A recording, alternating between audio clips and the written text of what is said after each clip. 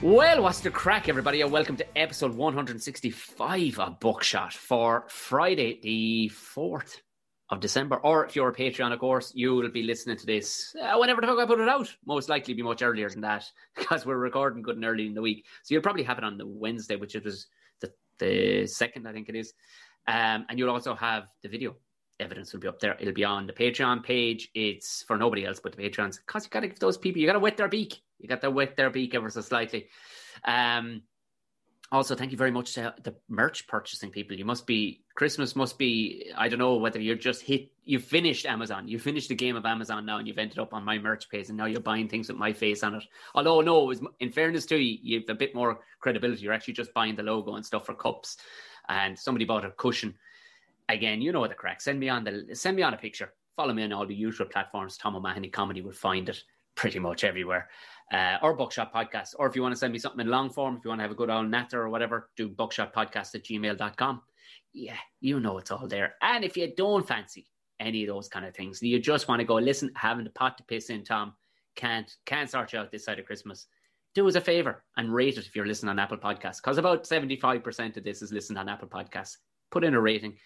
The lovely Gaz wrote an unbelievable one the other day. There will be a competition for the best review, the funniest, best fun review, and you will get a T-shirt this side of Christmas. Well, I'll definitely call it a winner this side of Christmas, and you will get it out to you.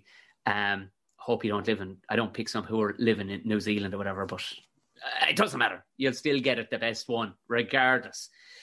As well as that, if like that you're not listening to Apple Podcasts, just roll it on up and give it to your mother. Tell her about it. Just tell everybody about the podcast. And that's about all I have to say for the housekeeping. Moving on to today's guest, returning, a very good friend of mine, powerful man, hasn't taken his foot off the pedal through this whole thing, keeping the nation's spirits alive, albeit the children's heads together. Son of the knife himself, John Sharpson, brother, how you doing? Mac an Skeen or Mac an Gar. How are you? Good to see you. You too, man. This is fun. You're always a happy person. You put me in good. Thrilled to life. Yeah, I enjoy life. But having said that, I should give you warning, right? When you were giving the intro there, I was going because I'm not long after a nap. I love napping. Right. So, you're always a great man for the naps. You're still keeping them up. You are absolutely as much as possible. It's just like I literally like, oh, cool. I'm going to turn on the telly and just go. I wake up 40 minutes later going, geez, I just lost 40 minutes. Oh, you didn't. You gained 40 minutes, John. True, exactly. Never, ever, for as long as you can, keep napping. Because absolutely, your days are numbered. I'm telling you, like you don't realize it, but your days of being able to just drop off the grid and not have to attend to things. Them days are numbered. That's spoken as a man who's just had a baby 100%. Yeah. That's a man right there who misses napping now. Yeah. Oh, I honestly though, even before the young Florette, I hadn't napped. I hadn't been in a napping mind frame even. I'm in a nappy mind frame now, all right. Like, but hey, like I fucking loved napping when I was napping. I was a Jedi master of napping. Like literally, I go, all right, I could just 10 seconds. Took me about a week's training. When's the last time you had a nap now? Probably about 7 weeks ago. And prior to that, it was months. Yeah. That surprises me now because you'd be like myself. You'd be kind of go, and then crash. I'd imagine. Yeah. No, I am. And it was literally, I was bursting out a heap of work. And even herself, it was a Sunday. Herself was looking at me going, what's wrong with you? And I couldn't form sentences. My brain and everything was going, I think the forbidden liberties, the kiddle. She's like, okay, yes. Either you're speaking in an African tongue or you need to lie down for 20 minutes or half an hour. And it did. Oh my God. I'm actually so relieved that you said that because my brain has been farting constantly where I just turn around to someone and go, Hoo-ya! And they're like, excuse me. And I'm like, I asked you what time it was. It's like in betweeners when he's in the car going, oh, whoop, whoop, whoop. You're like, what did you say? He's like, I asked, how far away are we now? No, you didn't. You said, oh, whoop, whoop, whoop, whoop. I was like, that's happening to me. So hearing that it happens to other people is actually, it's a huge relief because I thought I was losing my marbles. Like. Not at all. No. And I've realised that because other people can stay at, maybe 1800 revs throughout the day. Whereas my brain is bouncing off the limiter, just going, yeah. And I know for a fact yours is like, because I've seen your family home. It's a fucking madhouse. Like there's the front door and back door are wide open. There's just people wandering through, picking up a sandwich and wandering out the back. It's like that at the minute as well. They're getting the kitchen done up, and there's like the fridge is out in the back garden, and my dad's walking out in the mornings having a bit of a scratch, taking the eggs out of it. It's just the usual. Like it's great. How did your place calm down? Because the day I was there, like obviously lockdown must have been, even your physical house mustn't have known what was up, because the day I was there was about 40 people wandering around having the crack. It was like a very calm house party, and you were like, oh, it's like this all the time. There's at least true, yeah. So that's my family home. Like that's where my parents lived. That's where we used to record the roof and stuff. Since then, I've moved out. So I'm living. And you would think that it's gotten calmer, but I'm living with 5 lads that I went to college with, and one of the lads' fiance, God love her. So there's 6 of us in the gaff. Sorry, there's 4 lads, and then Richie's fiance. So Anne and the 5 of us, like it's insane. Poor Anne. Poor old Anne. Poor Anne. Now, and in fairness to her, like she gets the most grief in the whole house. But like the floor fell down right in the kitchen. So we had like literally one of the lads walked in, was standing at the sink chatting away, and just went and fell about 2 foot down, like because and then the oven broke the other day. I was having my cereal and there was drips coming from the rear. You know the Hardy Bucks gaff. Yeah. That's what you're talking about. Except it's in Dublin and there's more of us in it. Jesus Christ! It's the best crack ever. It's deadly. Like. When I moved to Dublin first, that's exactly the house I moved into. It was in it was an Inchicore, and I swear to God, every day there was like, oh well, the sewage is flowing into the back of the kitchen. You'll have that. You know every fucking day. Like, and your man, like the landlord, lovely fella, worth a fortune, had about 70 houses around Dublin. I was just going, well, sure, look, it's putting out fires, lads, isn't it? I'd rather, and I used to point things out and go, listen, this is going to happen. That rad is hanging off the wall. We'll worry about it when it happens. It's like, oh, Jesus Christ. Like the latest one there, about 6 months ago, I came in and one of the lads was out the back. I said, what's going on? He was like, the oil tank is leaking. I said, how the hell does that happen? There's a little hole in the oil tank. So there's a trickle of oil just spilling out into the, like, environmental disaster, right? So he was like, run over to the shops, we need 6 packets of blue tack. I was like, okay. So we went over. Not a chance the blue tack was, it slowed the flow a little bit. So that was grand. I was kind of like, okay, we organised a system where the oil was trickling into this basin. We were able to keep the rain out, put it back in and keep using. But you had to do it every day, otherwise you're up to your ankles in oil, right?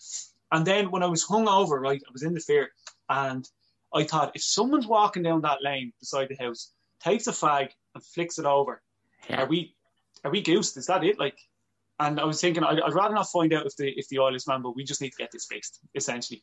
So it's fixed now, which is a huge load off because we were taking it insurance to keep the system going. How long do you reckon that was happening?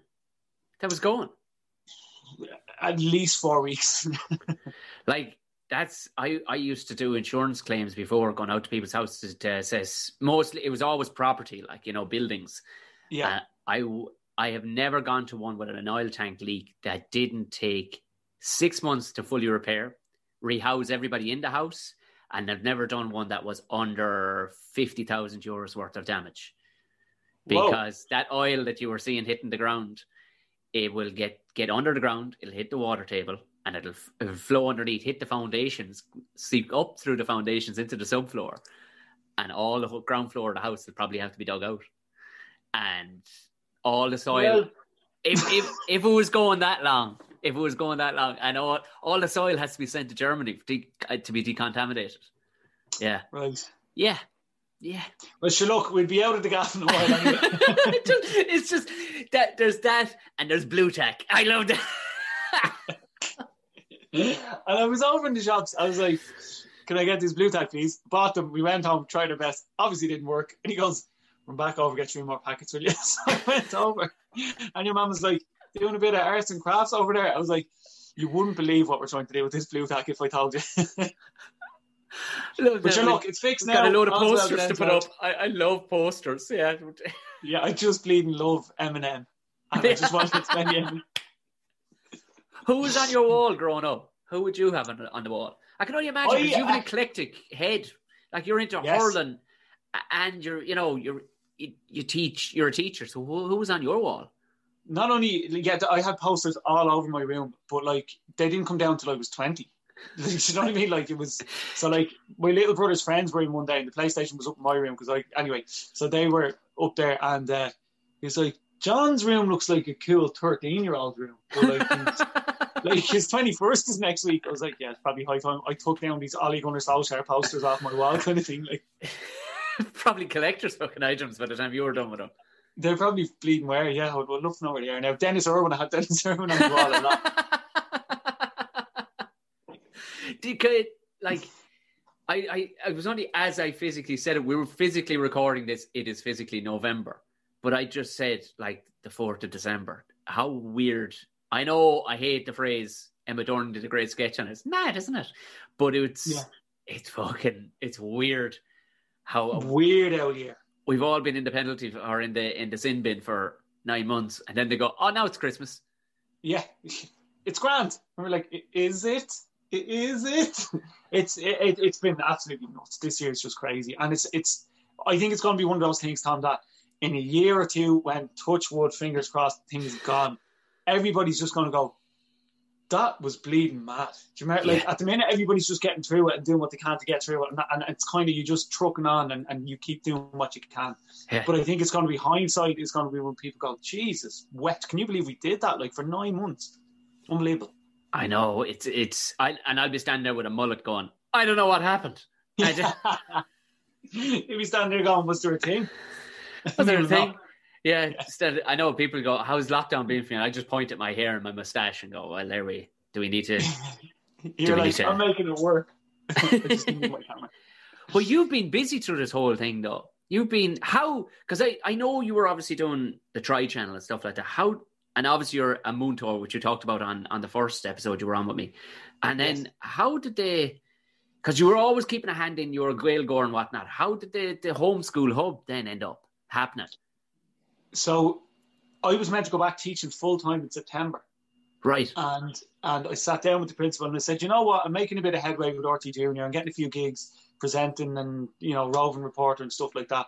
So I'm going to politely resign the post. Thanks for everything. It's been great. And he was so sound about it. He was just like, wow, like, number one, I'm surprised that you're not coming back to us. But, if you're going to go for it, absolutely go for it and have no regrets and stuff like that. So he was very sound about it. And he was just like, and look, there's always subbing and stuff. So if you've got a day or two, please do give me a call because chances are we will need you. I was like, great, no problem. And then the bleeding apocalypse happened just as I was after resigning my permanent pensionable job. Like, and I was just like, oh, God. I was like, in typical Sharpson fashion, you've made a terrible, terrible mistake here. So I was everybody was still this was at the stage where people were fighting over toilet paper in the supermarkets and no one knew what it was. And yeah. We were getting all these videos from China of people just dropping dead on the street and we thought that was COVID and stuff like that. So I got a phone call then of Suzanne Kelly, who's the head of young people's in RTE. And she said, John, we're thinking of doing a school through telly kind of thing. So I said, okay. And she was like, do you think we'll be able to do it? And I said, highly unlikely, but I'd be very interested because I knew there wasn't going to be any work coming in. Yeah. Yeah, and she knew that I was a primary school teacher. I had a primary degree. So she was just like, yeah, we've got Ray Cudahy as well. He's obviously just qualified as a teacher. I was like, Ray, oh, you legend, fair play. So myself, Ray, and then Cian and Nikisan started this. We got the call on the Saturday, and the first episode went out on the Wednesday. Stop. So, yeah. So it was like, get a location. What are you going to plan? Like, what age group are you going to target it at? Can you do lesson plans? I haven't done a lesson plan in about 10 years because you don't need to when you're qualified. It's only when you're doing the WSE and stuff like this. Hadn't done one in ages. And then literally it was like, boom, boom, boom, go. And typically you're tightening these, sending off to Limerick, the head of education down there, the Dean, Emer Ring, legend. She'd sign off, she'd give it a thumbs up or thumbs down saying, yeah, that's in line with the curriculum, go for it. Then you type out your script for the whole thing, about 1,500 words. So then when we started and our director, Eve, was just like, okay, John, in your own time, go. I was standing there going, what am I doing here? Like, I was like, hello. Well, here we are. And it's silent. So you've got 3 remote cameras and there's no one else even in the room with you because they're in the room being COVID friendly. So you're standing there and you're like, it's great to be here. And all you can hear is of the crickets. Like, you're just like, Like, it was nuts. And then when we started seeing the reviews and parents were like, guys, it's working because their kids are in front of the telly. And you forget, like, parents have to work from home as well. And then the schools were saying, also, you have to home teach. And they're like, we're not teachers. We're only learning how to work from home with our app and, with our Zoom calls here. And we have to teach our kids. So it just became a load off for everybody. And touch wood, thank God it was well received and they loved it. That was class. Jesus, that was class.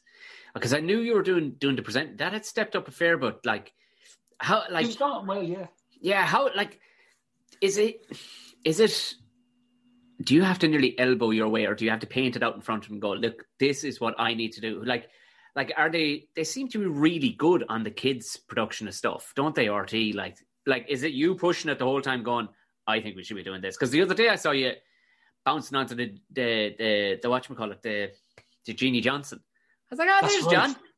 There's John bouncing onto, and in my head I went, what did John say? I want to go down and swash my buckles on the Jeannie Johnson. And they go, great idea, John. Who's coming to you with the ideas and the roving reporter ideas? Or is it you? It's a bit of both. So, sorry, for the homeschool hub, it was like coming up with, like, everything was just us. And then they might say, do you know what might be cool, actually? You said in that lesson that you talked about Rome. What about, like, a green screen lesson with Rome? And we can put you in the Coliseum and stuff like that. I was like, oh, yeah, then. So you just kind of bounce things off each other. The Jeannie Johnson was their idea. They were just like, I think if you did out and about, it'd actually be very cool. Would you be willing to do that? I was like, yeah, absolutely. Like, so I went down and met the lads. We've got an episode in the Emigration Museum coming up as well. And they're great because you're getting out and about and seeing things that you haven't been outside. It's literally studio, home. There's no training. There's no work. There's no socialising with your mates. There's no pub at the week. There's none of that. Like, so being able to go to work in town and just see Dublin relatively empty and stuff, I love doing those out and about. But that was actually their idea. So there's a lot of bouncing ideas off each other. Or if I was saying to Ray, like, I might knock into him, and obviously Ray's also this, but I'd be like, Ray, how would you teach music with, like, making things at home? He was just like, there was a band that did a great song that back in the 80s, you should play a bit of that and then say, we're going to emulate that, and then say what? I was like, that's a great. So there's constantly that crossover and meeting of minds and banging ideas. I love that though. I love that. I love it as well. It's so often you'd be just left out to dry and go, well, do a thing. And then you're back and forth, like, thumbs up, thumbs down over an email. You're kind of going, you're not getting what I'm saying. But that's great that, like, that's the way it should be done, isn't it? Like, where there's actually, where you can stick your head in and go, here, what'll work here? 100%, yeah. Or even if one of them would say, lads, I'm doing this for an idea, what do you think? And then, Clean might be like, oh, there was a guy that did something like that 2 years ago, check out his stuff, it's hilarious. And then Ray would watch that video and be like, that's a great idea, now it's a lesson. Do you know what I mean? It's that kind of just developing this tiny little idea that you have where it's like ancient Rome, and you go, okay, how am I going to do this? Well, I'll wear a toga, that's hilarious. Actually, I've got a sword. Actually, Ray, you were saying that you have a wreath at home. Now we have a green screen, and it just grows and grows and grows. And all of a sudden, and you kind of feel like it's your baby because you're writing your own script as well. That's like, because I was wondering, because obviously I wasn't watching the homeschool hub, but every day you're putting up a picture and you're dressed as a pirate or Sherlock Holmes or something's gone, I don't know what he's doing, but I'd love to give it a crack. And exactly, yeah. And I'm on the other end of the phone dressed as Sherlock Holmes going, I don't know what I'm doing. Because people were saying, yeah, I gotcha. Because people were saying that the homeschooling was a tough thing. Geez, it really did dig people out. Did other countries do it? Like, did the BBC do something similar? I can't remember if England got on because they were very late to close schools. Yeah. As I remember. But I remember we got emails from Nevada because they wanted to model what we were doing. And like, initially there was a lot of emails saying, how are they actually doing this though? Are they just going off their own back? Is it in line with curriculum? Is it working? Like, where did you come up with it? And then, the production company were writing back saying, guys, we literally just went for it. We had 4 days to do it, and we just went for it to see what would happen. And they were like, okay, cool. And I don't know what the end product there was. I don't know did the states get on board with the homeschooling and stuff like that. I think England did eventually, but they were very late to close the schools, so that's why I don't know how it worked either. Do you think it'd be a thing that would it'll continue at a certain level? That kind of way, like. Yeah, I'm not saying that people more a whole swathe of parents are going to start homeschooling, keeping kids at home or whatever. But if there was, I think it'd be it'd be class top, like even for primary school, kids could fuck off and do 4 days a week, but 1 day with the homeschool hub, like, you know what I mean? Because and have a bit more crack, because they're never going to get a green screen working. You're never going to be be in the Coliseum. No primary school teacher, no matter how good they are going to be able to recreate the Coliseum in a live classroom form. I wonder, exactly. Well, going forward, could it be something that I think it could be still applicable? There's kids in the bush over in Australia, and they're so far away from schools that they have to do that remote learning where they all sign it. So basically what everybody else has been doing, when the schools closed and stuff, and there was a lot of schools doing Zoom classes. Yeah. And then some other was just said, right, this is your work for the day. 10 o'clock, cool a Cahnnel school, get the Gaeilge in. Then you do Joe Wicks for a half an hour. Then you've got the homeschool hub, and that's enough. So like over in Australia, they do that remote learning and stuff like that. But I don't know, would you be able to tick all the boxes? Because our whole thing was, look, guys, we're not saying that this is school and this is all they need. This is just a taster that'll make them feel like they're doing something and they are putting their minds to work. Do you know what I mean? But we're not actually like you. I don't think you could say, okay, the homeschool hub covered school and that was grand, because you know what I mean. There's not enough hours in the day, because if you're in sixth class, you're doing 6.5 hours.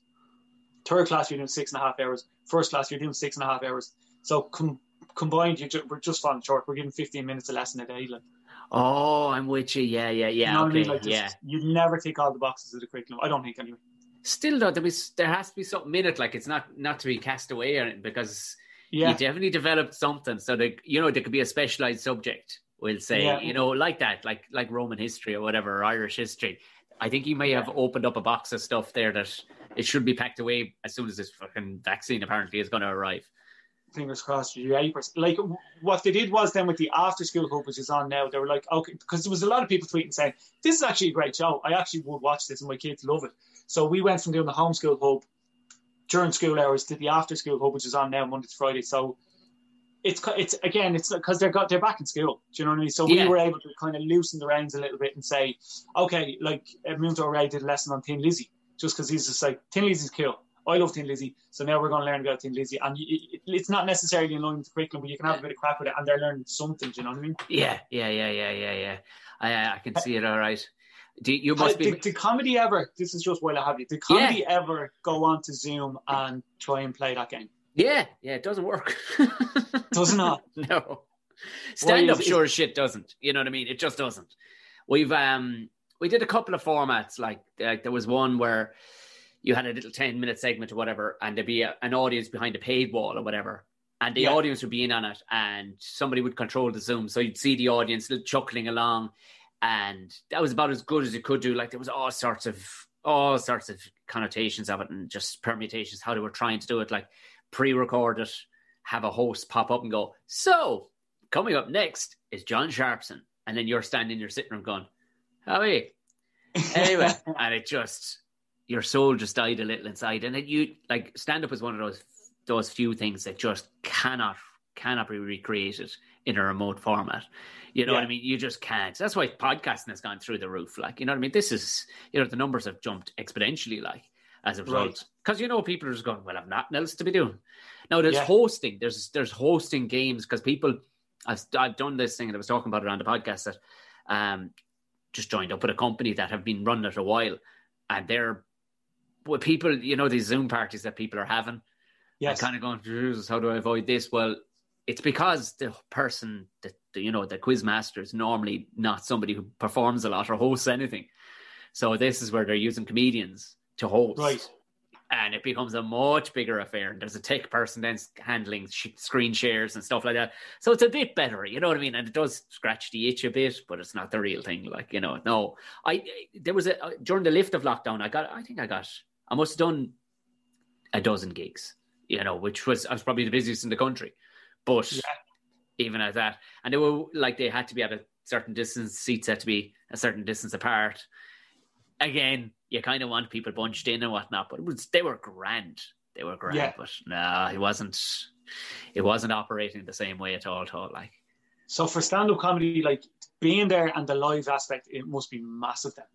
Oh yeah, like there's absolutely no comparison. Like the very last one I did before this lockdown came in was in Galway, and it's the Roisin Dove. It's an amazing venue anyway. And while people were socially distant and stuff, and they had bought their tables and stuff like that, it was just right. And it was about 98% of the way there.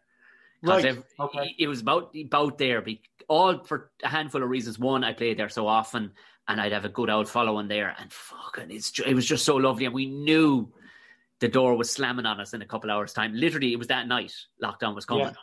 And we all knew it. And it was almost a kind of a fucking sad kind of, pints with the boys when you know they're hooking off to Boston or something like it. That's nearly what it was like. Yeah. And you're going, this is a great session, lads. Yeah.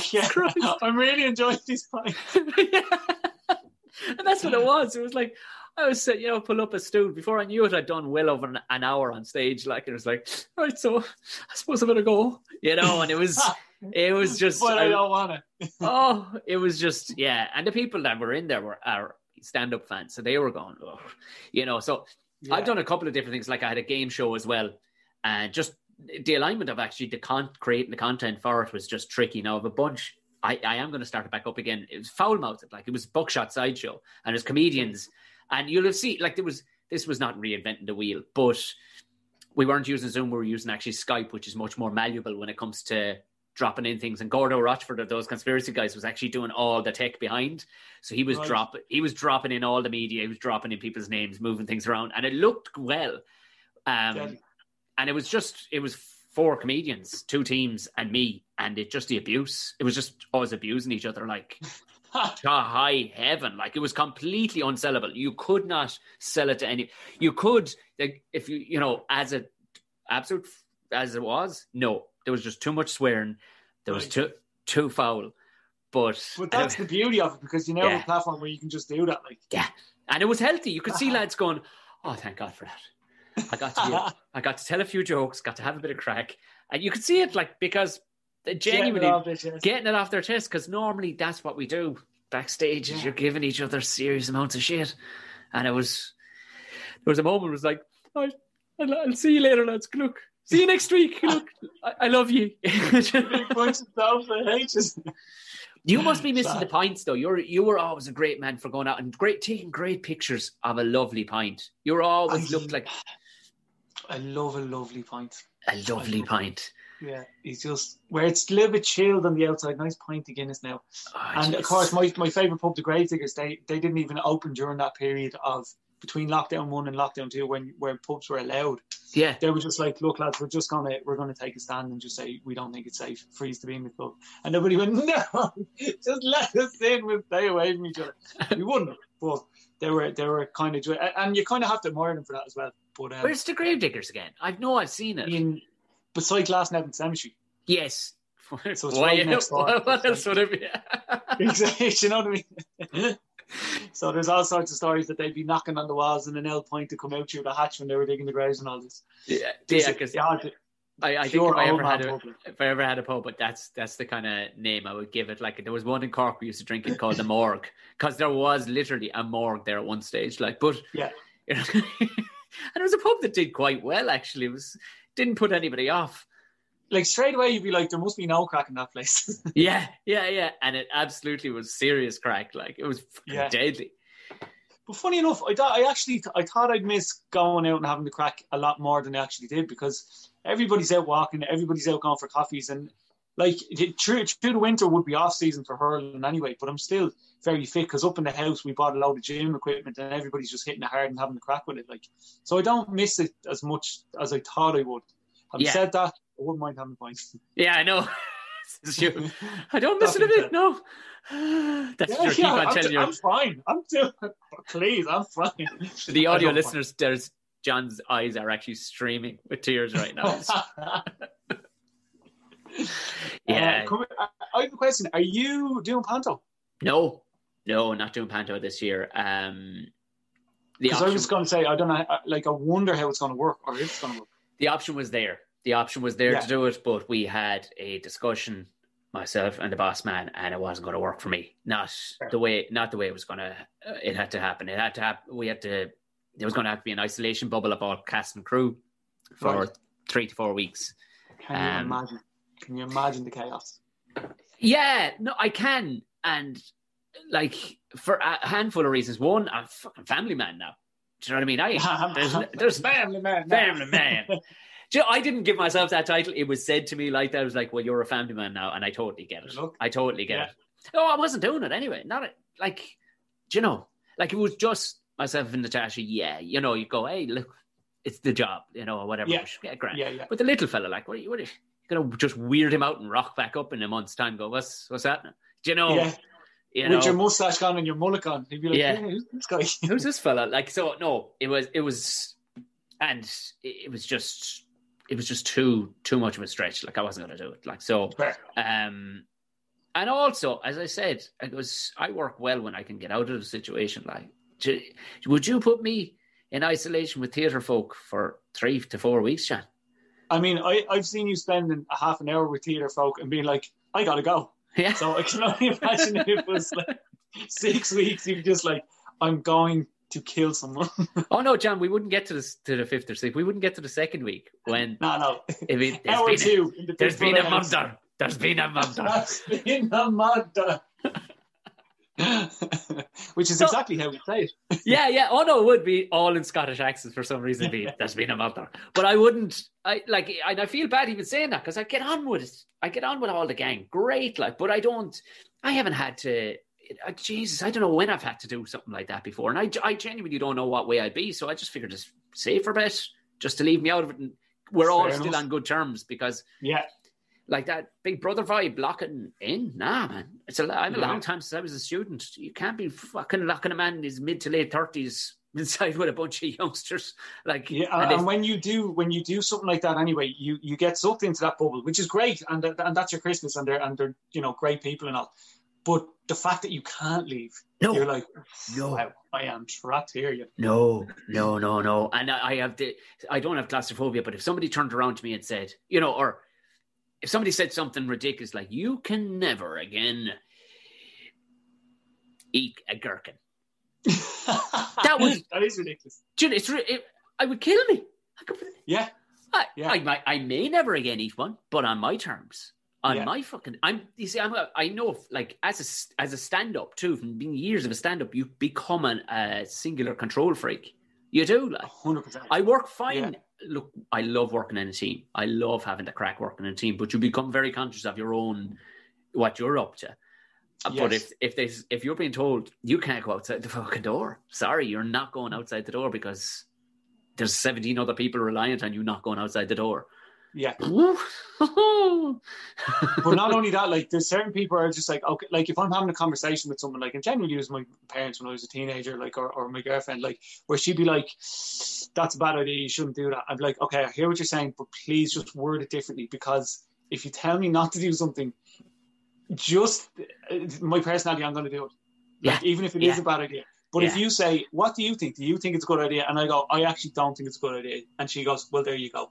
Then I'm like, okay, I made that thing. But if someone tells me not to do something, instinctively I want to do it then. I'm like, don't push the button. I'm like, it's getting pushed. That button has to be pushed now. I'm 100% in agreement. And I've developed quite a technique because I feel I'm that way when I think somebody shouldn't do a thing where I go round the houses about it. I've developed a good old way of going, I've heard a handy way of going about that thing. Oh, Jesus, don't call me an expert. And I just without spelling it out. And then the person's like, yeah, I think that's, fair play to you for coming up with that. Because I know I'm exactly the same way. As soon as you're told you're not going outside the door, I'm going to burn the place down to the ground and go, well, there's no doors. Sorry. Now I've burnt the doors off. I'm sorry. Whereas if you make it, like, if someone makes me think that it was my idea, then I'll come to that conclusion myself, you know what I mean? Yeah, my old fella had a great technique of doing it. Technique of it was the very same thing, going around the houses, and before you know it, you're going, I'm doing that thing, and you go, good man. And then I think back 2 days later, I went, that fucker, absolutely, he got me. I just heard the right good way of doing it would be, before I know it, I'm going, but it was a brilliant method. So really, I've just robbed his method. That's all I've done. Like, well, yeah, I mean, you can apply that to parenting now as well. I'd say, like, you're never going to be like, don't do that. You'd be like, you can do it, see what happens. I wouldn't do it myself, but I mean, it's your choice. And he'd be like, oh, you know what? Maybe you're right. I can see it. I can see it already. Like, he's got the, they talk about their, because again, I know nothing. You would know far more about children than me because there's probably about. You think that? You've taught them at least you know people. You've known ones that are under the age of 25. I barely know anybody under the age of 25. Like I barely. So let alone know anything about a child. But I've seen it's funny. Like you can see he's got that edge in him already. Like he's got that. There's a dog in him already. Because they talk about your first child that you'd be mollycoddling him, and we were kind of conscious not to mollycoddle him like that stuff. And we were going, well, we don't know, because it's lockdown too. You can't even go and physically look at other people doing it. You're just going, well, let's see what happens. Yeah, and he's when I say he's like, he literally picks a scrap with the dog most mornings. Right. So he'll take a teddy and just smash her across the face and go, and this is the nod like this. Then the dog goes right. And now he's taken to holding it in one arm in his mouth of the teddy. The dog holds the other in her mouth, and they actually fight each other for it. Like, And is it out of sheer boldness now that he's doing that just to see what happens, like, or mischievousness? Like, no, I've not seen mischief. Yeah, there's definitely boldness. There's definitely boldness. Like, he's right. Like he'll hold like a plate or whatever, just looking at you, and you go, the crack. You're not supposed to drop that. Yeah. But do what you want. And he'll just go this. And he's already, where he learned it, I don't know, but he's got this technique but he's got this technique where he'll look out the window like that and point, and you'll look back, next thing, plate's gone.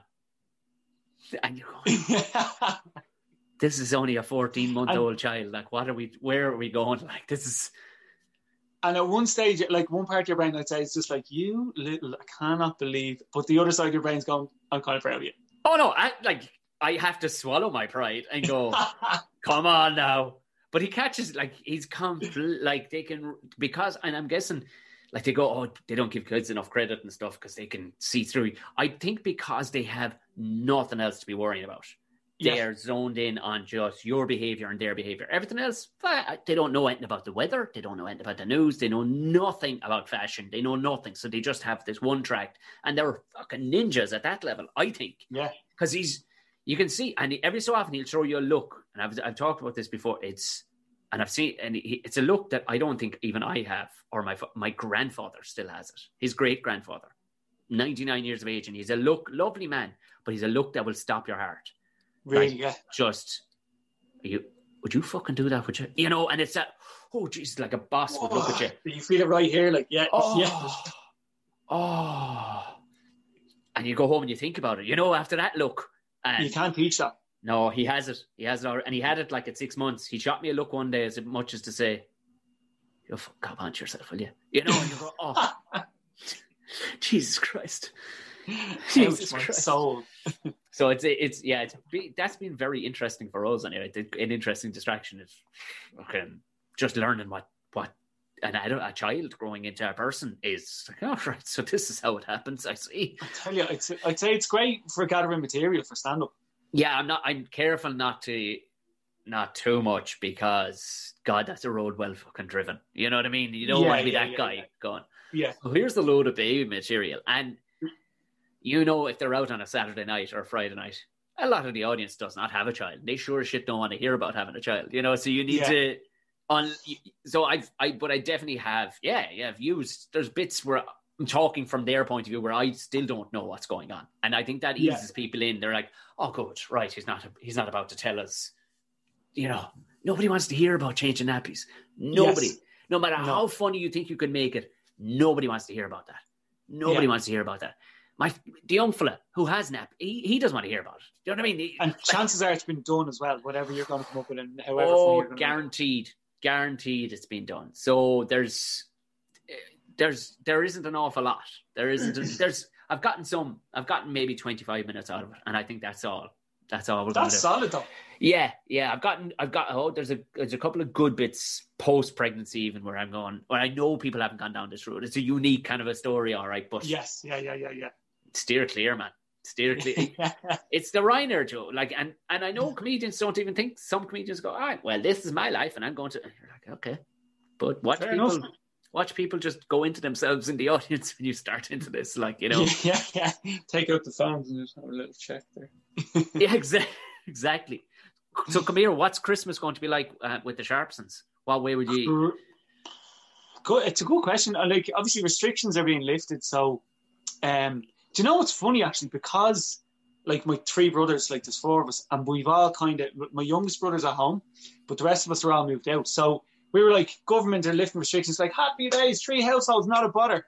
And then we're like, Jesus, I suppose technically the immediate family can come, but like no cousins, no relatives, no aunties. And even then people are probably going to be sketchy, but I think it's one of those things where people are just going to be like, it's Christmas, you need to live your lives a little bit, and we'll just do lockdown again in January for it. So, I don't know. Yeah.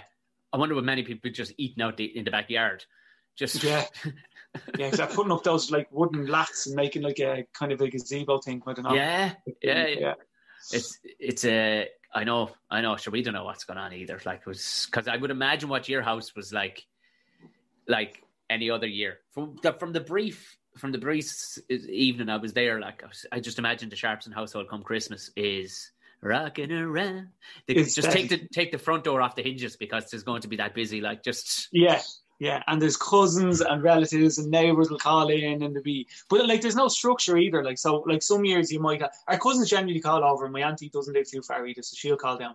We used to all go up to my granny's house and stuff like that, but apart from that, like there's zero structure now. So my auntie would still probably come down for dinner. Don't know if the cousins are going to come over because of COVID, like so. But then you'll have neighbours calling in and standing out in the front garden, and they'll be like, Christmas is deadly. I love it. But like, yeah, I love Christmas anyway, so I'm always going. And it's kind of nice not having Panto this year, just because I'm going to actually unwind towards the end of the year, because you know as well as I do, when you come home from Panto, you are a shell of a man on Christmas Eve. You're good for nothing. You're good for nothing. I lost so much weight. It's Jesus. Like, my mum would be like, oh my God, get in here and have some food. Look at the state. Like, someone stole my shoes. Or so, like, it's different level, like. Just shitty makeup still on you, like. Exactly, from like nights before, like, and you got one eyebrow up here, and there's like lipstick here, but it came from a man who's a good friend of yours, so there's no issues there. Yeah, it's mad. It's fantastic. Oh God, I miss it. Yeah, that's what. Well, to be fair, that is one good thing. I know poor old Dale rang me. He didn't know that I wasn't doing it. He's like, "Will I pick you up? Are you down tip or where are you?" Yeah. Oh man, I was trying to contact you the last couple of days. I'm not doing it. Fuck off. Come on. You know, Cronin now, pure over the top, like. Here, come on. What? I was hoping, man, you have to. That's a really good impression of him, actually. You nailed that. That's absolutely. But it's not him even being dramatic. He's genuinely not upset that you're not doing it. Like, you know? In that moment, he's genuinely that. Yeah, because you see, all it was with him was he wanted to start wrestling and fighting again, like, and stuff, you know, because we had our old wrestling matches. Like, why would you want to do that? Just, you know, I thought I'd be wrestling you and having a good old crack. Like, you're getting old, I get you. I says, well, during lockdown, I've gone strong as a bull. I says, I'm probably twice as strong as when you saw it last night. Bollocks, right? So fair enough. But it was the cooking. That's all he wanted, was my cooking. Is that so? Yeah. Yeah, that's all he wanted, was cooking. Do you know the way you're kind of good with cooking? I says, because I know what salt is and how to use. Well, yeah, all that too. Yeah. You know that cheese isn't a sauce. You won't mind me saying that, Dale. No, he won't. He won't. This is the man who spent the first 19 years of his life just eating cheese pizza. Until he'd never experienced soy sauce until Richie Hayes' mother introduced it to him one evening. He went, "This might be the greatest stuff of all time. It actually flavors food. Food tastes even better." I was like, "Yeah, that's how seasoning works." That's what it's for. You didn't. So did you get any hurling in this week or in this year? Yeah, we did. We did kind of a half season. It was actually, I actually enjoyed the format. It was like we had one league game and then COVID hit, and that was that. Like, league was gone. So we championship, 4 group games, and then quarterfinals and semi-finals, and it was just straight knockout. So in the space of about 6 weeks, I'd say it was done and dusted.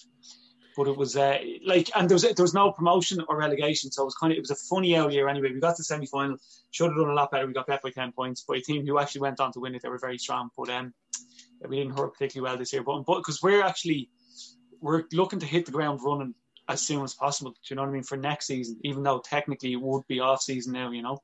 And when you go back training, then if that's the case, when are you allowed to go back training?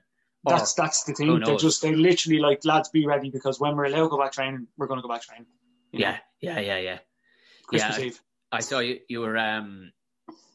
Had you Richie Hogan on the show a couple of weeks ago? Or Richie? I live with Richie. You live with Richie? Yeah, in that gaff. Right. Richie. Yeah. Jesus. So it was sports week, and they were like, "Oh, if only we could get kind of," because obviously with COVID as well, it's hard to do. So they were like, "If only we could get someone in the media, like someone who's good at sports." I was like, "Yeah, if only I live with Kilkenny superstar Richie Hogan." And like half of them were like, "Who?" And then Ray was like, "No way, that's a great idea." I was like, "Brilliant." So we asked Richie in fair play to him. He was like, "Yeah, absolutely, let's do that." But actually, I had a gas moment with Richie before the show, because he was just like, "So what exactly are we going to be doing?" I was like, "Well, because we live together, we can actually be pucking and messing around and stuff." He was like, "Cool." And I'll just ask you a lot of questions. And he goes, "Do kids ever come up and be like, you're famous," and they think you're famous? And be like, "Yeah, be walking the dog," and they'd be like, this kind of stuff, like, and they'd be last. And then he was like, "Do they ever ask you, are you rich?" I was like, "Yeah, like kids just think because you're on telly you are rich." And then Richie goes, "Do they ever ask, do you live in a mansion?" And I was like, "Yeah, they do. They just assume that you're a superstar if you're on telly." And Richie we were looking around the living room, and he just goes, "Can you imagine what they'd say if they saw our gas?" The two of us living in, and the two of us falls through the floor. Exactly, yeah, as like the bath falls, like.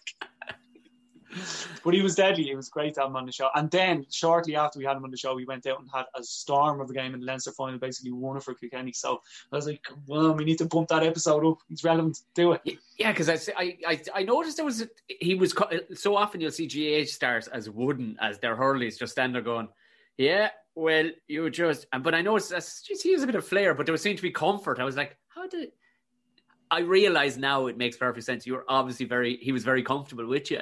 You know, anyway, because often GA stars, God bless them, they'd be wooden as hell, but no, he was exactly, and probably so careful about what they say because so many kids look up to them and stuff. Whereas Richie was just like, "No, I'm going to keep this simple because I've played with you, John, and we're going to keep it." And I was like, what are we going to say there? Like, he's like, "No, we'll just start," that kind of crack, like, perfect.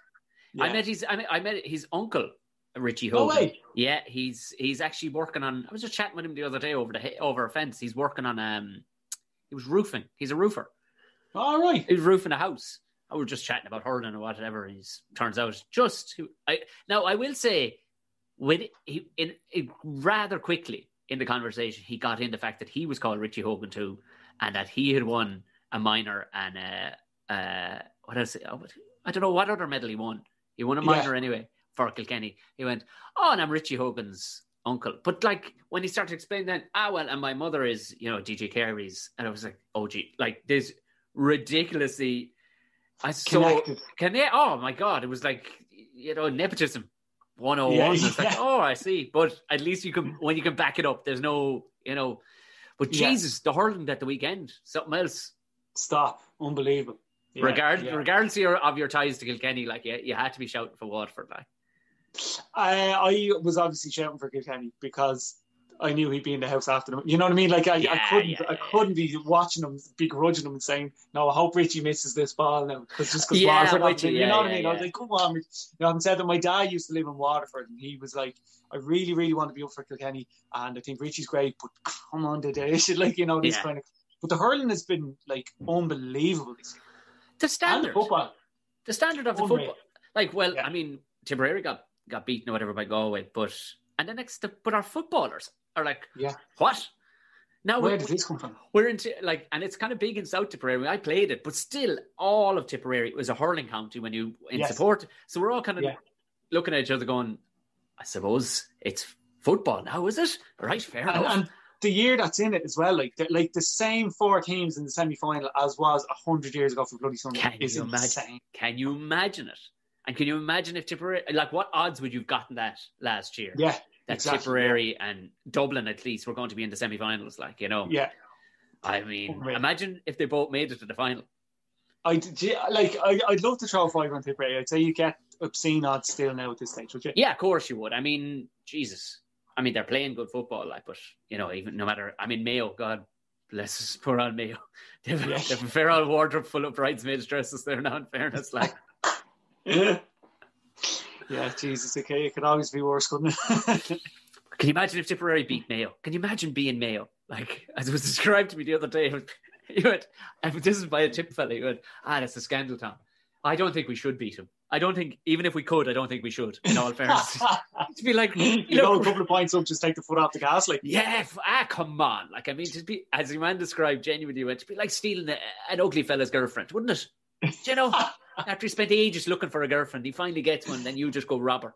Jeez, yeah. And sure, look, the curse is still alive and well, so like, stranger things have happened. Have you still got the van, the camper van? Do you know what? I was actually looking at camper van conversions today and looking out of my own van because I do have it and I want to get away in it before Christmas. But again, it'll depend on restrictions. So it's still ticking away nicely, but I've got a double bed. It's turned into a storage for the winter because I'm not using it as much. Do you know what I mean? Obviously with COVID. Yeah, but what are you thinking? Are you thinking of modifying the inside of it? We're going West Coast Customs, like. Like him, my ride, like I'm gonna get Exhibit out here so he can like.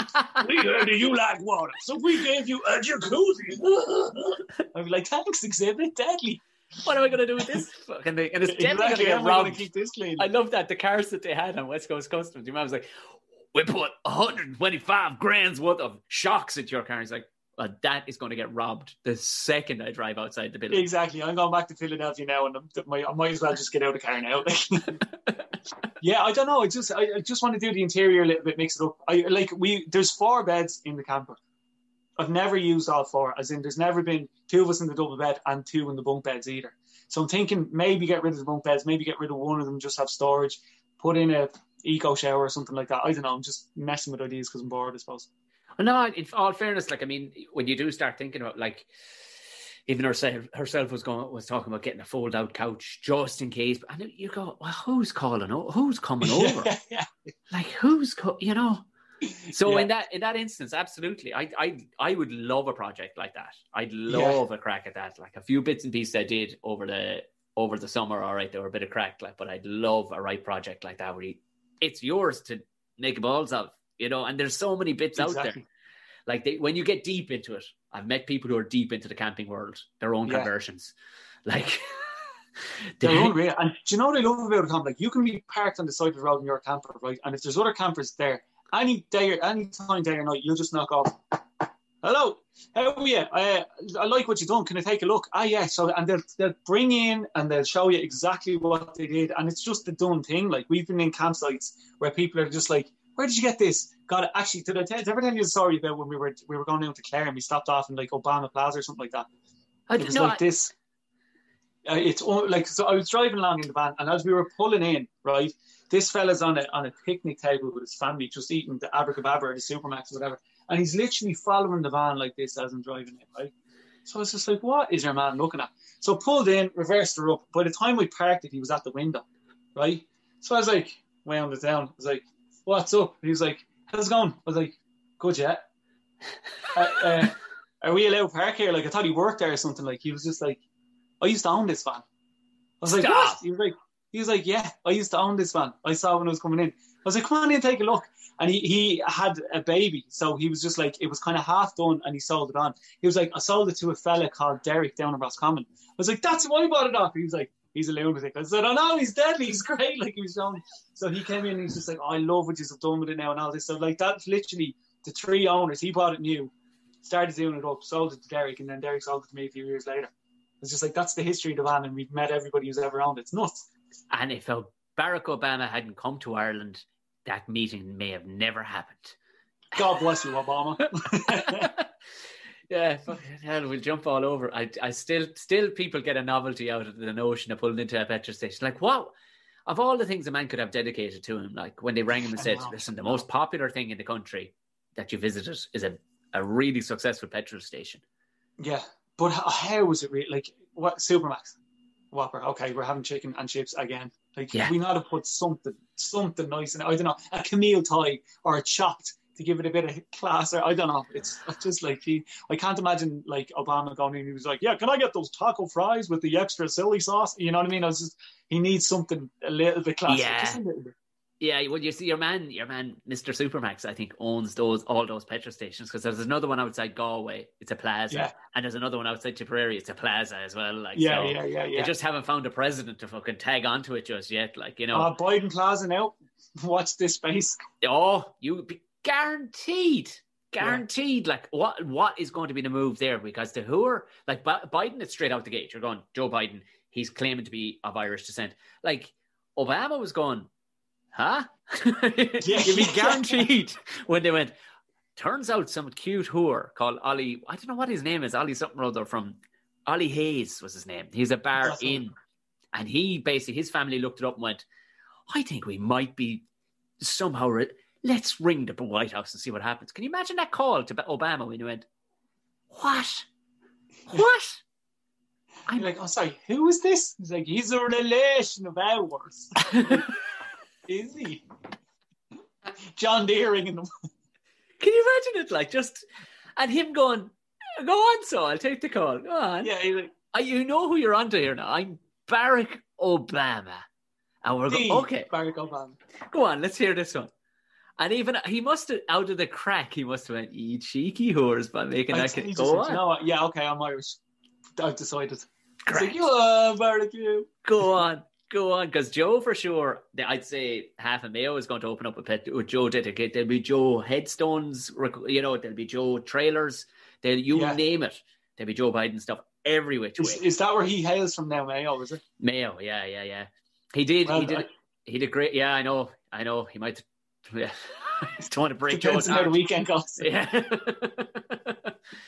because he's all out Irish. Because I remember the BBC were trying to stop him recently, going through somewhere. They were like, Joe, work for the BBC. He went, BBC. I'm Irish. You're like, Jesus, Joe. I was like, come on, Joe. Jesus, Joe. Steady on. The war is over, Joe. Jesus. Yeah, a bit much. And then he said something about the Orange Men as well, did he? He did, yeah. Nobody's laughing here if they're wearing orange. I was like, that's still not that funny. Like, yeah, Jesus, Joe. Fucking hell, Joe. I know you're about 90, like, but Jesus, tone it down as well. Yeah. Tell me this, and because the time I did, you had what was the name of your, was it Rufus show? Sharoof, yes. Sharoof, yes. Yeah. Has your image of your puppet, I don't want to give the game away, but John had a puppet co-star on the Sharoof show. Have they stolen his image for the washing of the hands? No, right? Interesting one, right? Because it's the monster has the same name, right? Rufus. And is the bleeding head off the puppet, right? So I was like, the only saving grace, I was say, I don't know. But the only thing is, technically, that Rufus was bought in New York. So there could be multiple Rufuses for all I know. Do you know? So technically, I don't own his image either. Okay. He was Rufus before you ever bought him. It was called Rufus, was it? No, he wasn't. We gave him the name Rufus, and he does look exactly the same as the board be Rufus the Monster. So whether they took it from us remains to be seen, but there's nothing I can do about it because we just bought him. Like, yeah, you didn't make him from scratch. Like, exactly. I get you. If he was my concept, then I'd have it. I probably wouldn't have an issue with it anyway. If kids are washing their hands because Rufus says so, fair enough. Yeah, but throw a guy a bone. I'm not thinking about the millions and millions and millions of euro that I missed out on. For anybody wondering what the fuck we're on about, there's the ad on television at the minute. See, easy knowing John knows what side his bread is buttered on when it comes to RTE. Like, it's going, oh guys, no big deal. Work away with anything I've ever come up with. Work away. Yeah, no, it's great. I don't want a penny. But the ad is of it's an animation, but it's of it. Straight away, because even Natasha copped. She went, 1 second. Was your mate John Sharpson? Wasn't his puppet called Rufus? I was, you're right. Next thing, I went, rewind that, bring that back a small bit there. Yeah, let me see that. I says, Sharpie, the cute whore's making a fortune on the side here, just for, and then clearly not. Because I've had people tap me about things going, hey, do you realize they're using, like, bizarrely? Did you ever see the picture? I think I put it up on Instagram. It was used, my image was, I'd say, I don't know, it wasn't my image, but it was obviously a generated image for computer games to not be anybody. But in Call of Duty, the last Call of Duty. Yes, I remember you put this up. It's not really. And I was like, that's awesome. Tom's in a game. No, Tom's not in a game, but Tom's face is on some fella in a game. I see. Yeah. So this is a similar, and not only that, right? I actually did an ad for Board B for the same project. So I put up like on my Instagram, it was just like, sing the song with Rufus the Monster, and everybody was like, oh my god, that's great. Rufus is doing this, this, and this. I was like, it's not my Rufus. I know we're working together, and it looks like it is, but it's not my Rufus. But look, like you said, I know who put his map red. Well, I'm still going Call of Duty, you shower of whores. Where's my few pound for my face? Yeah. Apparently I turned up in Grand Theft Auto as well. I don't. Yeah, when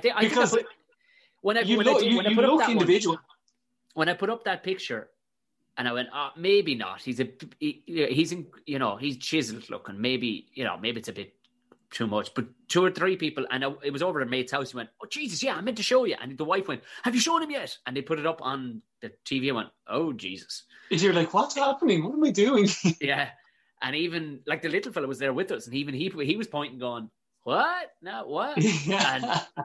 And then when I put up, this is, Call of Duty, when they steal your face, whatever. And somebody went, "You think that's bad? We've all seen. Have you seen this?" And loads of people have. Well, apparently there was a few people have said this, gone, "Tell me, man, his face end up in the cover of Call of Duty or what is it, Grand Theft Auto?" Grand Theft Auto. Yeah. I haven't seen that one yet. I put that one up on. I did. I put it up on Instagram, and you'll see it. It's a dude. It is even way more me, way more me. And it's an animated version, but it is definitely. I've got a bit of a gut in it. Which, to be fair, prior to lockdown, I've gotten into great Nick, but prior to lockdown, I was me. So again, as I said to a chap I know, he works for a big enough gaming crowd over in Canada, and he was going. Yeah, there's a possibility they literally looked for white, fair male, blue-eyed, and just because you've given away your face. You've given away your face because of social media. Your face is there for the taking. So it's probably 2 or 3 faces melted in, but your face is the one that was probably come out dominant. Well. So, but you're not getting a penny, basically is what he said to me. There you are. And nor should you try. But wasting my time. Absolutely wasting my time.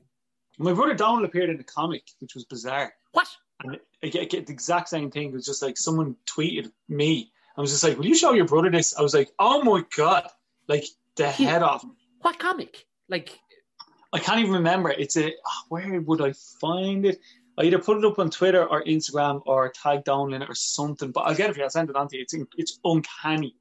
Like, because Donald looks individual as well. Like, he doesn't have a generic face. I kind of have a bit of a generic face. So it could be me or it could be other lads who are as gorgeous as Cristiano Ronaldo. So I don't know.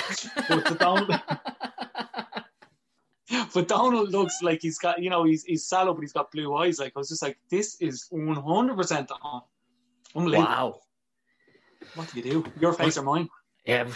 This is it. Did you find before other than you've been busy throughout, but it looks things, and obviously hurling and everything else, you've been keeping yourself in shape. Did you develop anything during lockdown? Like, did you get better at cooking or anything like that?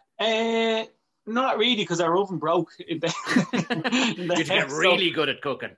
Yeah. Did I develop? No, I was working flat out. It was like the apocalypse was a bit of a break for me, so I didn't have time. I didn't have time to do anything else. We're in decent shape because, again, there's 5 lads in the gaff, and we all just like bought a bench and heavy L weights, and we do a program and stuff like that. And then I was doing the 5Ks, but then I decided I hated running, so I stopped doing that. But I haven't learned a thing. Great.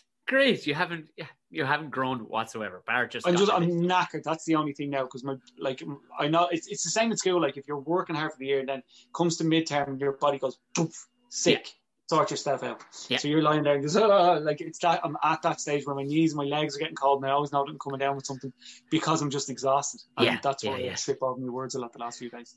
And what's before I let you go, what's next on the agenda then for Son of the Knife?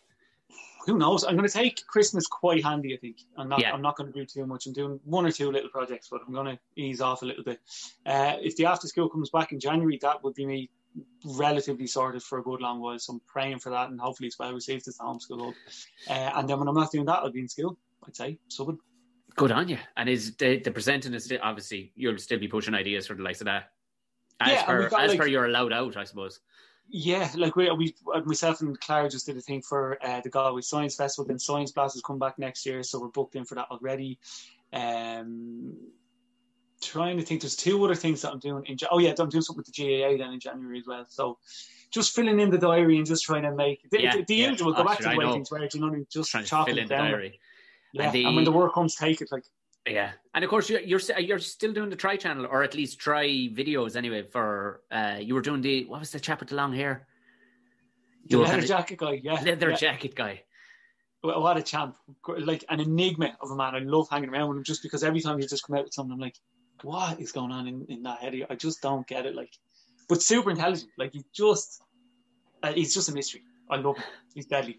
But I kind of had to pull back on that. Number one, I was too busy. I just did not have time to go in and write myself off for 2 days. But also I was kind of thinking, okay, there's a few things here and kids TV and this don't mix. And it's just a little bit like, and especially because if we're sampling drinks on his channel, you get Larry and then you wake up the next day and go, am I ruined? What did I say? You know what I mean? There's that kind of, it's a little bit.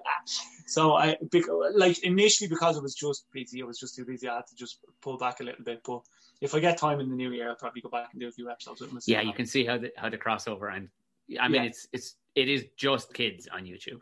It is just children on YouTube. So 1 minute they're watching. So Accorda. And then all of a sudden you're just ramming fucking Liechtenstein beer into yourself. It doesn't create the best image. So now, having said that, like it was, well, I'll let you go on this story because I know you're trying to go. But when I did an impressions video years ago that went viral, right? And I was still teaching full time. I hadn't gone into anything else, and I dropped an F-bomb in it, right? And because it was meant to be just for the lads, and then I went for it. But I went to my vice principal straight away, and I was like, look, just in case this comes back to bite me, I just want you to hear from me first. There's a video going around of me doing impressions. It's on Joe.ie. I dropped an F-bomb. I'm really sorry. And she just kind of said, like, what you do in your personal time is your business, within reason. So she was like, if anyone was to come to me with a complaint, I'd be more saying, I would be careful what your children are watching. You need to monitor that more rather than what a member of my staff is doing. So I was like, yeah, that's a very sensible way of looking at it. So I kind of take that with a pinch of salt as well, you know. I suppose so. As a real world analogy would be, stop your kids looking in my teacher's windows at home. You know, in a way, like allow them to do it. What are your kids doing following my teachers? Huh? Yeah, exactly. They're weird. You know. Yeah. You're a problem here, not him. Exactly. Great. I love the way. Yeah, I love the authority of a teacher who could turn all that around and go. I think, and they walk back out going, I think we're doing something wrong. Oh my. Yeah. So, John, where do you work together for your child? Where's the best place to people? Where are you most active? Where do people follow you? I'm a bit of an Insta hun. I think I'm most active on Instagram. Facebook I keep from my friends, family, and that kind of stuff. So you can add me, but I probably won't accept it unless I know you. And then Twitter as well. I'll chime in every now and again with something hilarious. You just want to set fire to something, back out again, and go, "No, there you go." Deal with that. Clean up my mess. Brilliant stuff. John, son of the knife, Sharpson. This has been a pleasure, as always. Great. Thank you very much. Cheers, and dude. We will have pints at some stage. Oh, Nelly. I'm bringing my funnel, and I just want you to pour the first 2 down my neck, and then we can level out after that. We'll make a game of it. Love it. Cheers. Can't wait. All right.